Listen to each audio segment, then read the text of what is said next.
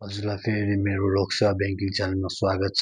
आजको भिडियोमा हामीले चाहिँ पी टेस्टमा आउन सक्ने नेपालको भूगोलको बारेमा डिस्कस गर्नेछौँ।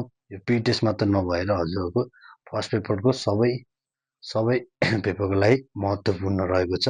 त्यसैले भिडियो अन्तिमसम्म हेरिदिनु होला। ल व्हाइट बोर्डमा देख्न सक्नुहुन्छ। व्हाइट बोर्डमा के रहेको छ? नेपालको राजनीतिक विभाजन।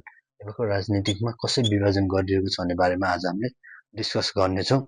व्हाइट बोर्डमा फर्स्टमा देख्न सक्नुहुन्छ भीमसेन थापाको पालामा कतिवटा विभाजन गरिएको थियो? 31वटा जिल्लामा। 31वटा जिल्लामा के गरिएको थियो? विभाजन गरिएको थियो। अनि त्यस्तै 20 शमशेरको पालामा चाहिँ त्यसको 4वटा थपिएको थियो जिल्लाहरू। कतिवटा? 35वटा जिल्लाहरू छ। 35वटा जिल्लाहरू विभाजन गरिएको थियो। त्यसै राजा महेन्द्रको पालामा चाहिँ के रहेको थियो? राजा महेन्द्रको पालामा आउन सक्छ 18वटा अञ्चल 75वटा जिल्ला 75वटा जिल्ला कहिले भएको थियो चाहिँ विक्रम सम्वत 2018 वैशाख 1 है 8 होइन वैशाख 1 गते भएको थियो। अनि त्यसपछि राजा वीरेन्द्रको पालामा थियो के थियो? 5वटा विकासित क्षेत्र भएको थियो। विकास क्षेत्रमा 5वटा डेभलपमेन्ट रिजनहरू कहिले भएको थियो भने विक्रम सम्वत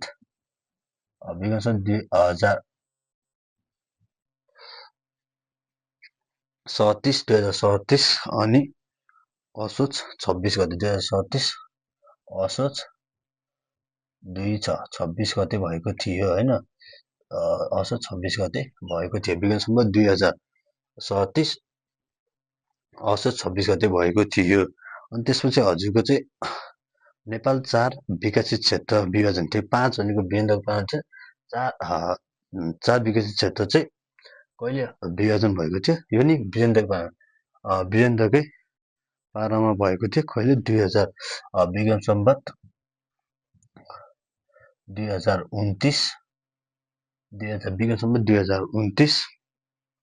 कहिले? असार 13 गते वीरेन्द्रकै पालामा थियो। असार 13 गते कसकै पालामा? वीरेन्द्रकै पालामा। 5 विकसित क्षेत्र नि वीरेन्द्रकै पालामा, 4 विकसित क्षेत्र पनि वीरेन्द्रकै पालामा भएको थियो। 5 विकसित क्षेत्र चाहिँ कहिले? 5 विकसित क्षेत्र चाहिँ हजुरको विक्रम सम्वत 2038 असोज 26 गते भएको थियो नि। अनि 4 विकसित क्षेत्र विभाजन कहिले भएको थियो? विक्रम सम्वत 2029 असार 13 गते भएको थियो। तपाईँको म्याक्सिमम यो 5 विकसित क्षेत्र सोध्न सक्छ। 4को चाहिँ हजुरको खारिज चाहिँ कहिले भएको? 2074 चैत्र 28 गते भएको थियो। चैत्र 28 गते खारिज गरिएको थियो। भएको थिएन नि, गरिएको थियो।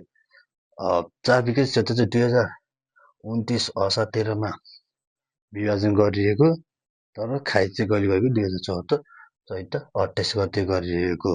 अनि 5 विकसित क्षेत्र तपाईँको 2037 असोज 26 गते। ह्यान्डराइटिङ बुझ्नुहुन्न होला, मैले भने मेरो भोइस सुने भने नि हजुरले लेख्न सक्नुहुन्छ।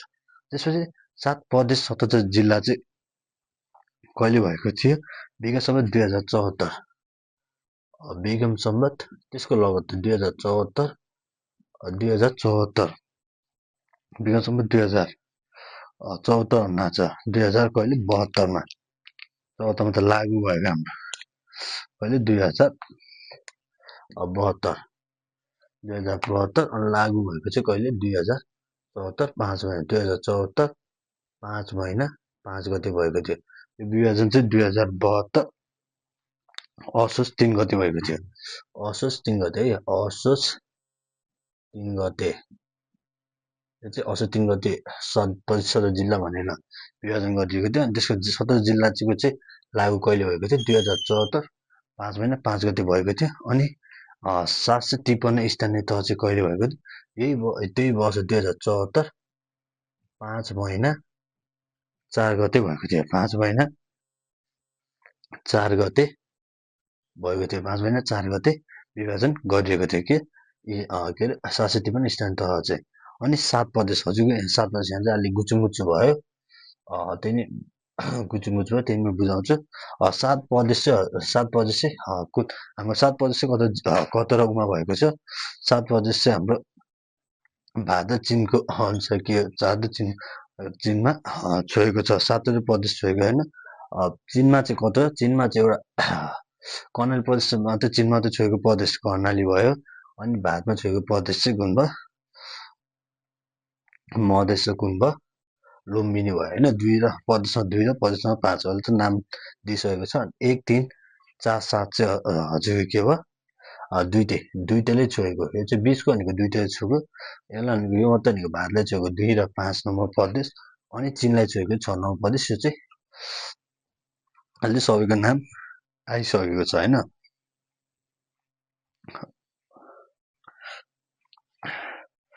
त्यसपछि हजुरको त त्यसपछि हामीले के पर्छ त्यसपछि हामीले चाहिँ 77वटा जिल्ला होइन 77वटा जिल्ला जुन चाहिँ हजुरको भारतमा कति रहेको छ भारतमा त छोएको हाम्रो जिल्लाहरू 77 जिल्ला मध्ये कतवटा 75वटा जिल्ला भारतमा मात्रै छोएको चीनमा मात्रै छोएको त चीनमा मात्रै छोएको 13वटा जिल्लाहरू अनि दुईटैमा छोएको जिल्लाहरू 2वटा यो सोध्न सक्छ 2वटा भनेको एउटा दार्चुला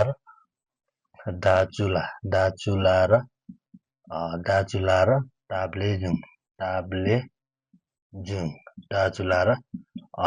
भनेको दुईटा छोएको भनेको एउटा दार्चुला अनि एउटा कुन भयो ताप्लेजुङ होइन त्यसपछि हजुरको अन्तर्राष्ट्रिय सिमानामा पर्ने जिल्लाहरू कतिवटा भए 40वटा भयो होइन अन्तर्राष्ट्रिय सिमानामा पर्ने जिल्लाहरू चाहिँ कतिवटा भए 40वटा भए अनि नपर्ने जिल्लाहरू चाहिँ हजुर कतिवटा भए 37वटा भयो नपर्ने जिल्लाहरू 40वटा पर्ने अनि हजुरको चाहिँ 37वटा पर्ने यहीँ चाहिँ गर्नु न 25 + 2 + 13 भनेको हजुर कति हुन्छ भनेको हजुरको 40 हुन्छ 40 चाहिँ जुन छोएको अनि बाँकी रहेको चाहिँ नछोएको जिल्लाहरू अनि त्यसपछि भारतमा नछोड्ने जिल्लाहरू चाहिँ कतिवटा हुन्छ भारतमा छोड्ने जिल्लाहरू चाहिँ 25 + 2 भनेको 27 77मा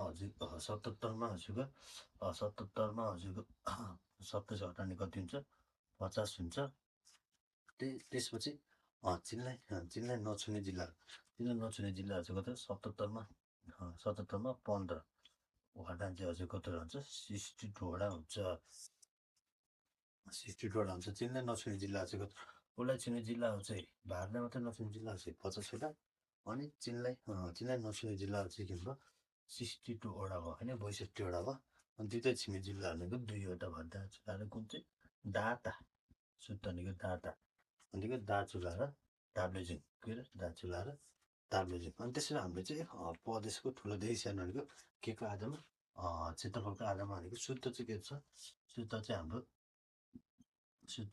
के छ कसको लागि बासु कसको लागि बासु म भनेको क भनेको हजुर के हो क भनेको कर्णाली सुमा सन ठुलो भनेको कर्णाली सूत्र चाहिँ त्यो भयो अनि अहिले चाहिँ सन्डे के भयो यो चाहिँ हजुरको सन ठुलो भयो ठुलो कर्णाली अनि सानो चाहिँ हजुर के भयो सानो चाहिँ अधिक म सूत्र मात्रै बनाइदिएको सानो चाहिँ हजुरको भयो सानो चाहिँ कसको लागि बासु म चाहिँ म भनेको मधेस हुने भयो क्षेत्रफलको आधारमा सानो चाहिँ कुन भयो मधेस हुने भयो भनेको ठुलो चाहिँ कर्णालीको चाहिँ हजुर कति रहेको छ कर्णालीको क्षेत्रफल चाहिँ कति रहेको छ 19.01% रहेको छ अनि उसको मधेसको कति रहेको छ मधेसको 6.54% रहेको छ 6.54% रहेको छ तपाईँ ठुलो कि सानो सोध्न सक्छ अनि कसको लागि बासु म भनेको क भनेको कर्णाली अनि अर्को क भनेको कोशी को भनेको कोशी ला भनेको लुम्बिनी अनि गी भनेको गण्डकी बा भनेको बागमती सु भनेको सुदूरपश्चिम म भनेको मधेस हाम्रो सबभन्दा ठुलो चाहिँ कर्णाली सबभन्दा सानो चाहिँ मधेस ठुलो सानो जाने पुग्छ अनि त्यसपछि जनसङ्ख्याको आधारमा चाहिँ हजुर जनसङ्ख्या आधारमा चाहिँ ठुलो चाहिँ कुन हुन्छ आधारमा ठुलो चाहिँ कुन हुन्छ जनसङ्ख्या आधार ठुलो चाहिँ कुन हो अभियसली कुन हुन्छ बागमती चाहिँ ठुलो चाहिँ कुन हुन्छ ठुलो चाहिँ हजुरको बागमती हुने भयो बागमती अनि सानो चाहिँ हजुरको कुन भयो सानो चाहिँ हजुरको अभियसली जनसङ्ख्या सन्तोष कुन हुन्छ कर्णाली हुन्छ होइन कर्णाली हुन्छ कर्णाली जुन चाहिँ कति बागमती कति प्रतिशत रहेको छ बागमतीको 20.97% रहेको छ अनि यो चाहिँ उसको कति रहेको छ कर्णालीको चाहिँ कति 5.79%, 5.79%, 5.79%। यो सम्झिने तरिका हेर्नु, यो तपाईँको 19 उमा क्षेत्रफल 20मा के जनसङ्ख्या एउटा बढेको छ। अनि तपाईँको उमा नै सानोमा के छ क्षेत्रफल त्यही उल्टो क्षेत्रफल हजुरको यो 6 धेरै छ, यहाँ 5 थोरै छ। फर्स्ट ठुलोमा चाहिँ ठुलो सानोमा हजुरको अपोजिट छ कि उसै भ्यालु चाहिँ अन्त 6 सानो 5 अनि 19 ठुलो 20, 19 पछि 20 अनि 6 पछि 5 भनेको ठुलोमा कर्णाली 19 छ भने बागमतीको चाहिँ 20 हुने भयो जनसङ्ख्यामा। अनि सानोमा मधेसको हजुरको 6 छ भने क्षेत्रफल, जनसङ्ख्या के हुने कर्णालीको 5 हुने, 1 गर्ने 5 हुने भएन। अनि जनसङ्ख्याको त हाम्रो सूत्र के रहेको छ, जनसङ्ख्या चाहिँ बामोलुको सुगक के छ अरे बामोलुको सुगक, सूत्र चाहिँ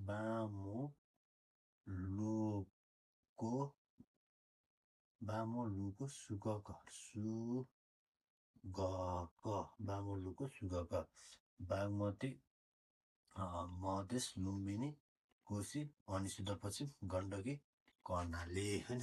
19 चाहिँ अलि उस रहेको छ, 19 बुझिदिनुहुन्छ होला भन्ने मैले आश गर्दछु। आजको भिडियोमा हामीले चाहिँ यति नै कुरा गर्नेछौँ। भोलिबाट चाहिँ हामी फेरि अर्को भिडियोमा भेट्नेछौँ। कृपया भिडियोलाई सब्सक्राइब गरिदिनु होला। जय नेपाल।